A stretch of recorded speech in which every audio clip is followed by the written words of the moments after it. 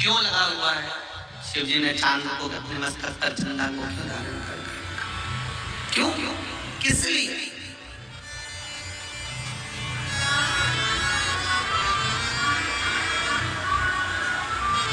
भगवान शंकर के मस्तक पर जटा में गंगा जी विराजमान है। शिव जी ने गंगा को क्यों विराजमान करकर रखा है? किस लिए? क्यों डमरू भगवान शंकर अपने हाथों में रखे हैं? क्यों त्रिशूल भगवान शंकर अपने हाथों में रखे हैं? किस लिए? ये बहुत बहुत विचारणीय प्रश्न है जो आप और हमारे हृदय में, चित्त में रमते रहे कि शिव जी के गले में सांप क्यों है? शंकर जी के गले में सांप क्या शंकर जी की रक्षा के लिए है? शिव जी के गले में जो सर्प पड़ा है क्या शिव जी की रक्षा के लिए है? जम के बोलो। नहीं, शिव जी के गले में जो सांप पड़ा हुआ है वासुकी, वो शंकर भगवान की रक्षा के लिए नहीं है, वो वासुकी अपनी खुद की रक्षा के लिए है कि मैं शंकर के करीब में रहूंगा तो मैं जन्मे जगी यज्ञ में भस्म नहीं हो पाऊंगा। मैं शिव के करीब में हूं। एक नाग, एक सांप, वासुकी सर्प भी हमको प्रेरणा दे रहा है। शंकर जी के गले में पड़ा हुआ सर्प हमें प्रेरणा दे रहा है कि माता ने श्राप दे दिया कद्रू ने कि सर्प तुम मेरे कहने पर नहीं चले हो तो जन्मे जगी यज्ञ में तुम्हें भस्म होना पड़ेगा। शंकर भगवान के गले में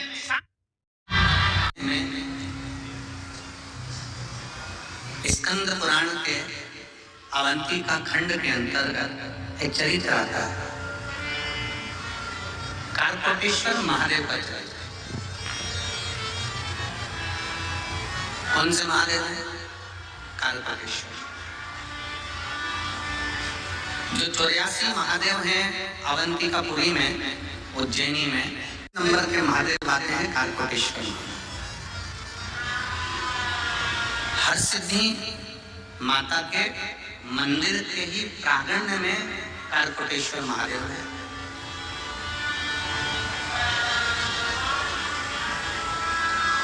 स्कंद पुराण का अवंती का खंड वर्णन करता है।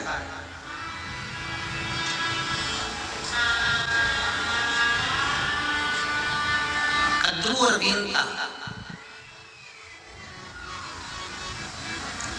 दोनों में विवाद हो गया। जो उसके सांप सर्प बच्चे थे, उन सांपों से कहा कि मेरा बीनता से झगड़ा हुआ और मैंने कह दिया है कि सूर्य नारायण भगवान के अश्व का जो घोड़ा लगा है उसकी जो पूंछ लगी है वो पूंछ मैंने कह दी काली, और बीनता कह रही है सत्य।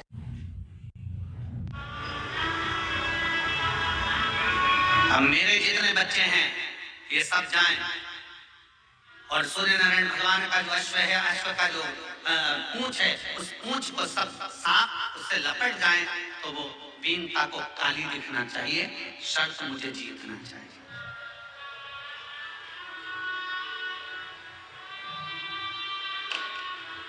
उसमें कुछ सर्प ऐसे थे जो अपनी माता को ज्ञान उपदेश देते हैं। सर्प बोले, माँ कद्रू माता, ये तुम क्या कर रही हो? क्यों घोड़े की पूंछ को काला करने में लगी हुई?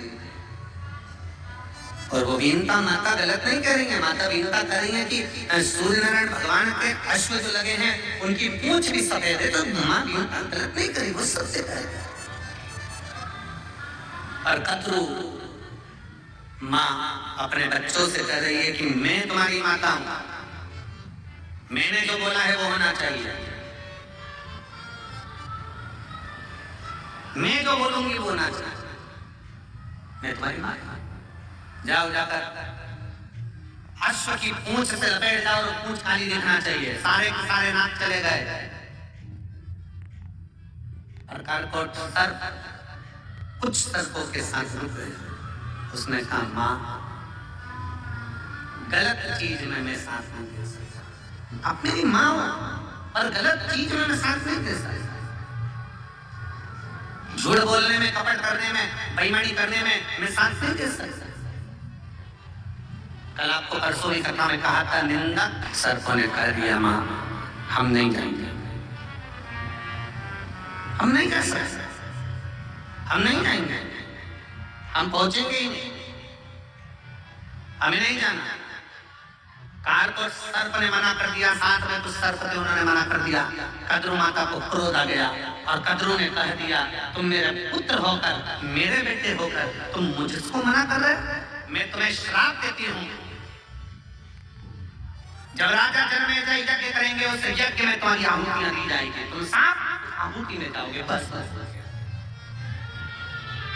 श्रीमद् भागवत कथा में वर्णन आता है, राजा परीक्षित के पुत्र जन्मेजय ने जब सर्प यज्ञ करा तो उसमें सर्पों की आहुतियां दी जाती। कारकोट के पास में सारे सांप आ गए।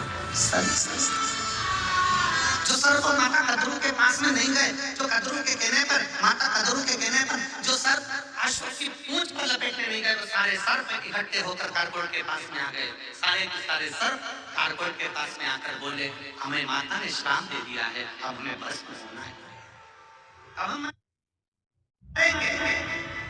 हमारी माता ने हमको श्राप दिया है, हमें मरना है, हमारे प्राण छूटेंगे, हमारे को जाना है।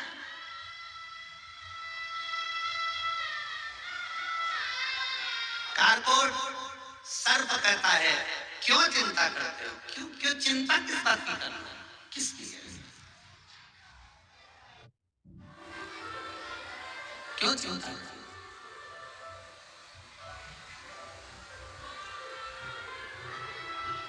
शिव जी के गले में